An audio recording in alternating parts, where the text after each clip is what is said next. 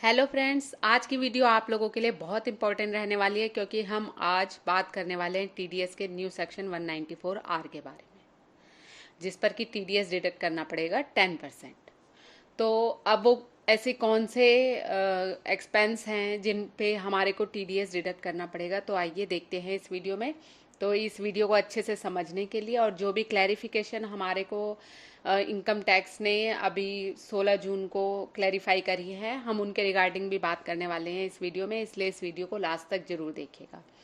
तो देख लेते हैं इसमें नेचर को मैंने डिफाइन किया हुआ है। देखिए नंबर 1 तो है कि प्रोवाइडिंग एनी बेनिफिट और प्रिक्विजिट इन कैश और काइंड टू आवर सप्लायर या कस्टमर। किसी को भी अगर हम बेनिफिट दे रहे हैं या कोई भी रिक्विजिट दे रहे हैं कैश में, काइंड्स में, जैसे गिफ्ट्स हो गए, पर्क्स हो गए, ठीक है, तो वो जो है इसमें कवर होंगे। लेकिन जो हम अपने एम्प्लॉयज़ को देते हैं ना बेनिफिट और प्रिक्विजिट अंडर सेक्शन 17(2), जिसका कि हम टीडीएस डिडक्ट कर लेते हैं 192B में, तो वो इसमें कवर नहीं होने वाला है। इस बात का आप अच्छे से ध्यान रखिएगा। डायरेक्टर भी हमारे एम्प्लॉयज़ की कैटेगरी में आते हैं, तो ये चीज़ आप अच्छे से ध्यान रखिएगा, ठीक है। सेकंड है इसमें capital assets given as benefit and festival gifts to supplier customer and sponsor trips for customer. कोई भी कैपिटल एसेट अगर हमने किसी को दे दी है गिफ्ट के तौर पर, और या हमने जैसे अपने सप्लायर या कस्टमर के लिए दिवाली पे कोई स्कीम निकाली है उनको दे दी है, या फिर हमने अपने कस्टमर को कोई स्पॉन्सरशिप ट्रिप स्पॉन्सर कर दी है, ठीक है, तो उस सब पे भी 10% आपका 194 सेक्शन के अंडर टीडीएस डिडक्ट होएगा। फिर थर्ड हम कवर कर रहे हैं इसमें सेलर गिविंग इंसेंटिव दे रहा है seller in kind of form. Example दे रहे हैं हम, जैसे कार दे दिया इंसेंटिव में, टीवी दे दिया, मोबाइल फ़ोन दे दिया, gold coin, computer, laptop, sponsor trips, free tickets etcetera. ये सब जो है आपका इस सेक्शन के अंदर कवर होने वाला है, लेकिन रिबेट एंड डिस्काउंट इस सेक्शन में कवर नहीं होगा, ठीक है।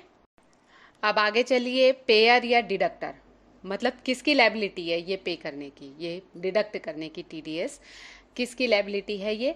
एनी पर्सन रेजिडेंट और नॉन रेजिडेंट। कोई भी पर्सन रेजिडेंट है या नॉन रेजिडेंट है, इन केस ऑफ इंडिविजुअल और एचयूएफ में हैविंग टर्नओवर।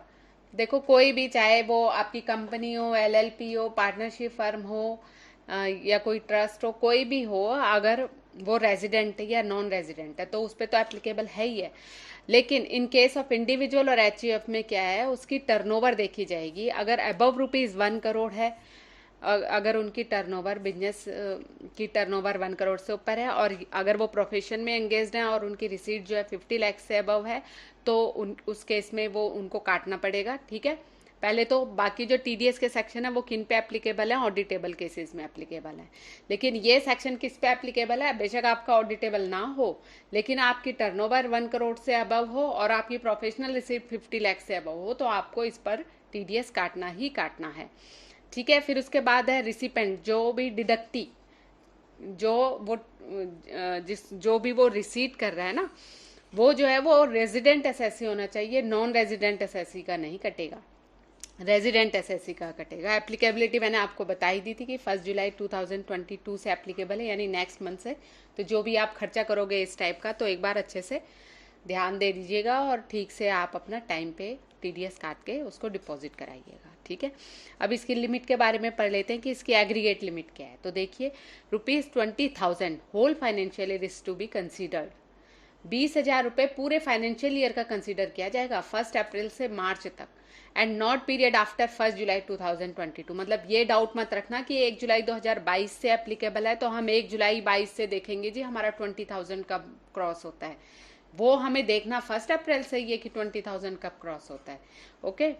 सेकेंड पॉइंट है, it is to be deducted on purchase value of such benefit और perquisite if such has been purchased before giving the same to recipient, and other cases on fair market value of such benefit. और कोई अगर हम किसी को, हमने कोई gift देना है, ठीक है, मान लो कि मैंने किसी को कंप्यूटर देना है और वो कंप्यूटर मैंने उसको गिफ्ट देने से पहले ही खरीदा हुआ है, मैंने उसको खरीदा मान लो 45,000 में खरीदा, और विद उसको जीएसटी हो गया वो 50,000, सपोज दैट 50,000 हो गया, तो मैं 50,000 पे नहीं काटूंगी, जो उसकी एक्चुअल वैल्यू है 45,000, उस पर मैं TDS डिडक्ट करूंगी, ठीक है।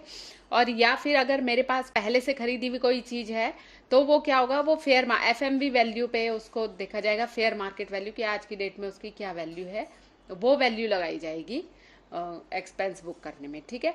फिर थर्ड पॉइंट है GST is to be excluded from the purchase value और fair market value of such benefit for the purpose of TDS deduction. ये मैं आपको अभी बता ही चुकी हूँ, ओके। अब इसके रिगार्डिंग ना एक क्लैरिफिकेशन आया है, circular number 12 of 2022, income tax dated 16 June 2022।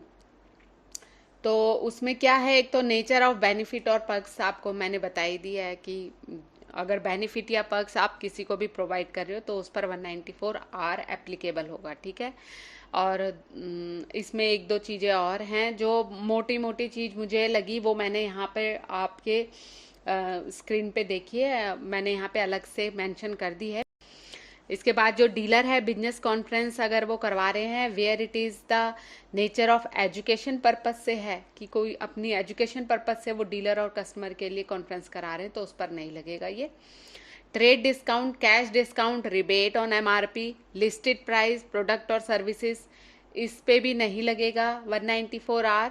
And additional quantities provide करा देते हैं, जैसे फ्री ऑफ कॉस्ट है विद द बेसिक प्राइस, यानी 1+1 की स्कीम चल रही है ना, या ऐसी कोई सिमिलर स्कीम चल रही है, तो उस पर भी आपका TDS डिडक्ट नहीं होएगा।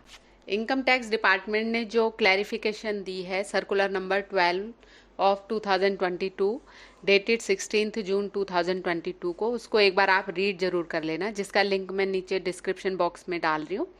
तो आप उसको रीड करके, अगर आपको कोई पॉइंट, अगर आपको डाउट होता है, नहीं समझ में आ रहा है, कोई डाउट है, तो आप उसको मेरे कमेंट बॉक्स पे कमेंट करके क्लियर कर लीजिएगा। मैं आपको वो 100% डाउट क्लियर करवा दूंगी।